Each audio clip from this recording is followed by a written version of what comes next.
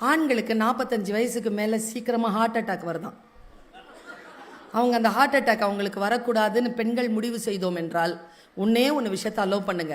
அவர்கள் நண்பர்களோடு அவர்கள் நேரத்தை செலவழிக்க அனுமதியுங்கள்.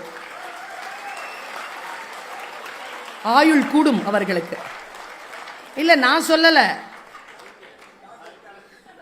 சைக்காலஜி சொல்லுது. இந்த கைத்தட்டின ஆம்பளைங்களுக்கெல்லாம் ஒரு விஷயத்த சொல்கிறேன். எவ்வளோ வேணாலும் தப்பு பண்ணுங்க, அது பாவம் குற்றம் என்று தெரிந்தால் நிறுத்திக் கொள்ளுங்கள். தொடர்புகளை துரத்தி செல்லாதீர்கள். அது நம்ம கிட்ட இருக்கக்கூடிய நம்ம உறவு. அது ரொம்ப நுட்பமாக ஒரு விஷயத்த சொல்கிறேன். இது என்ன தெரியுமா, இந்த டிவியில் சொல்கிறதுல ஒரு பிரச்சனை. கட் பண்ணி அதை மட்டும் போடுவாங்களா, அதுக்கு முன்னால் நான் என்ன சொன்னேன், அதுக்கு பின்னால் என்ன சொன்னேன்றது புரியாது. அது ஒரு அபாயம்தான். அதை நான் இப்போ சொல்கிறேன் பாருங்களேன். கணவன் மனைவி இருக்கீங்கல்ல, ஹஸ்பண்ட் அண்ட் ஒய்ஃப், 2 பேரும் சேர்ந்தே இருங்க. அதுதான் உங்கள் குழந்தைக்கு நீங்கள் தருகின்ற மிகச்சிறப்பான பரிசு. சரியா? அதுலேயும் சொல்கிறேன், இந்த இளமையாக இருக்கக்கூடிய கணவன் மனைவிமார்களுக்கு சொல்கிறேன், அம்மா அக்கா சொல்கிறத நீ புரிஞ்சுக்கோ.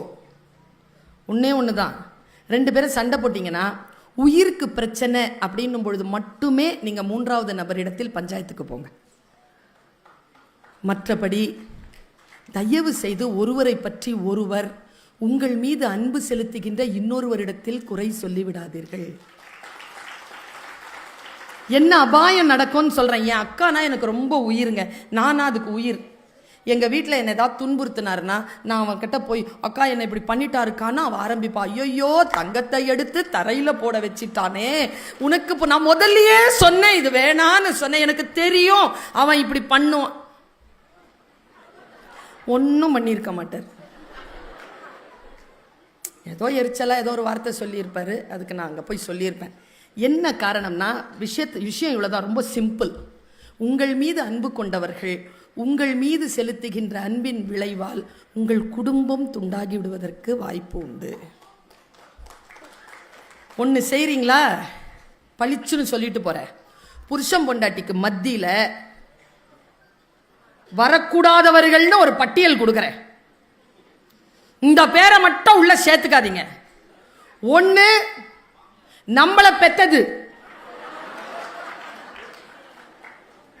இன்னொன்னு நாம பெத்தது, இன்னொன்னு நம்ம கூட பிறந்தது, இன்னொன்னு அதுங்களுக்கு வாச்சது, இன்னொன்னு அதுங்களுக்கு எல்லாம் வாச்சதுனால நமக்கு வந்து வாச்சது.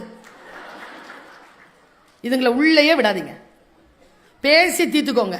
என்ன சொல்ற, கோபம் இருந்துதா, ரொம்ப துன்புறுத்துறாங்களா, சேர்த்து வச்சுக்கோங்கிற. நான் எங்க போயிட போறாங்க, 60-65 வயசு ஆகட்டும், ஒன்னொன்னா எடுத்து அப்புறம் பார்த்துக்கலாம். குடும்பத்தை மட்டும் பிரிவதற்கு, கணவன் மனைவி பிரிவதற்கு ஒருவருக்கு ஒருவர் காரணமாகி போகாதீர்கள். குடும்பம் சேர்ந்தே இருக்கட்டும். சரியா? உறவுகளை தொடர்புகளை துரத்தி கொண்டே இருக்காதீர்கள். Just give them some space. கொஞ்சம் ஸ்பேஸ் கொடுங்க.